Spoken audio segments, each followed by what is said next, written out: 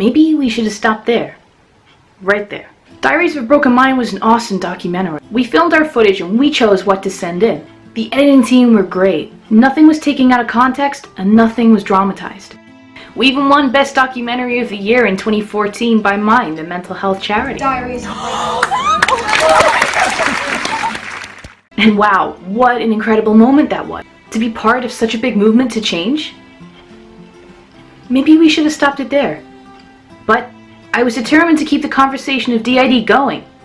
To break that stigma. To make sure the world knew that people like us with DID, we're not monsters. We're the result of sadness and trauma in childhood. A wondrous defense mechanism that shielded somebody from trauma. And wow, people like us should be proud of the obstacles we've overcome so far. But we shouldn't have to jump through any more hoops. And part of raising awareness of this disorder is that we get to create hope that things will get better. Easier for support, treatment, and understanding. Not just with the general population, but with the medical community too. We learned super quickly that although media is an amazing platform to get the word out there, things aren't always as you intended them to be. Things are twisted, changed, inaccurate. Everything is completely out of your control, and you are putting your trust in the team to make sure that your story stays true. After all, anything can be changed with a little slow-mo, a little black and white, and some dramatic music.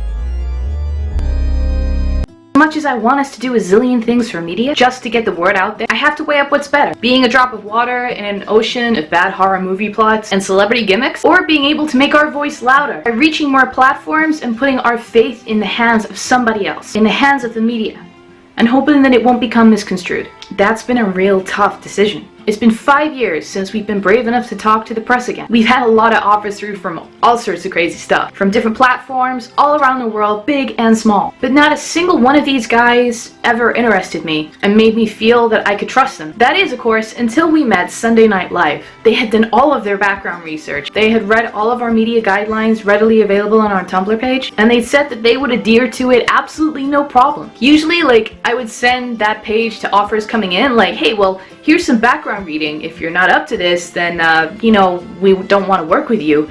And 9 times out of 10, we didn't hear back. Because apparently, non-dramatizing and non-sensationalizing something, like this disorder, isn't something that a lot of people want to work with. But Sunday Night had already done their research, and they were insistent that our story was going to be handled positively, and with the sensitivity that DID deserved. Say hello! Behind the scenes. Yes. Wow. This looks amazing. Thank you. I know. So good. Wow. We'd spend hours upon hours talking to Naima, the producer. Sorry. Give a little wave, Naima.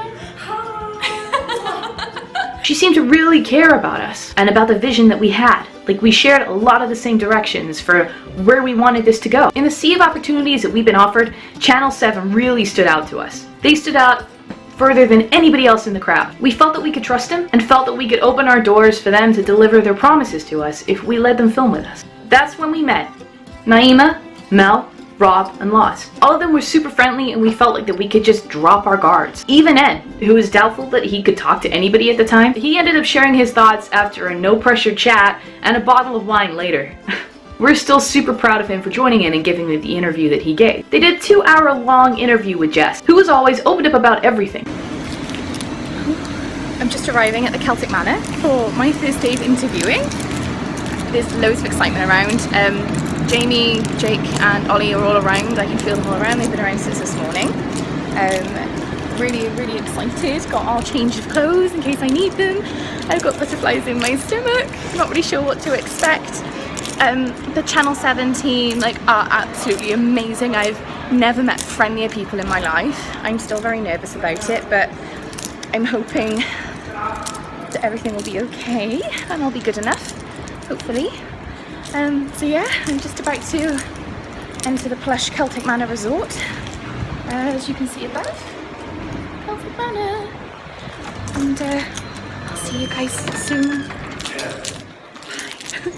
Everything was honest and put out there on a plate. Jess has good intentions, of course, But sometimes I guess we worried that she'd share a little too much because she's just too trusting of others. I mean, like, I was stoked too. Melissa interviewed me like she would with any other big name in Hollywood. And that made me feel so super special and so close to my inner world than I had ever felt before. I was so excited. So I did a little costume changing and I'm about to have my own interview. Look at this view. See all that? Yeah, it's so warm. I'm like dying in there. So, yeah, see you guys soon, okay? The next day, the crew met Jamie at our home. You know, he got talking and he was a little bit worried about how much Jess had opened up and talked about like the intimate details between what happens with intimacy with her and Gaz, and also more about the role in the history of Ed. I mean, like, we were really worried that that information going out there wouldn't be received in the right hands. The unfortunate part about that is, although Sunday Night said that they'd handle anything like that gently, that doesn't stop tabloids from running these big clickbait articles about, wow, this girl changes personality while she's being intimate with her husband. I mean, dude, there's so many levels of wrong with that. But you know what? Screw all that exploiting press. We want to believe that this documentary with Sunday Night will be just as amazing as the team that we'd met and put all of our faith and trust in. Hello, guess what, yeah? We just got loads of stuff, loads of packages from people, and I opened them for the Australian news presenter people, so yeah. And also, do you want to see something really cool, yeah? Look at this. Ready? Ta-da! Our living room has been turned into a studio. How cool is that? So we've got loads of stuff. That's blue screen because I was wearing my green top and they were like, you will disappear, so they had to put in that and then that. So only thing is that we're really, like, I think my parents, like, what my dad's anxious about now is that the neighbours saw and stuff and they'll be asking some questions. Oh, Fable's in his bed. So we're just going to tell them that it was a university project from a group of uni students, and then hopefully people won't care so much. So yeah, alright, bye. But we hope that this team will give us a great chance of normalizing this disorder, casting out stigma and demystifying more than what 1% of the population currently face, all to raise more awareness for this disorder that's markedly underdiagnosed, ridiculed, and disbelieved by many. I want to stand alongside other people with this disorder. I want all of our voices to be heard loud and clearly.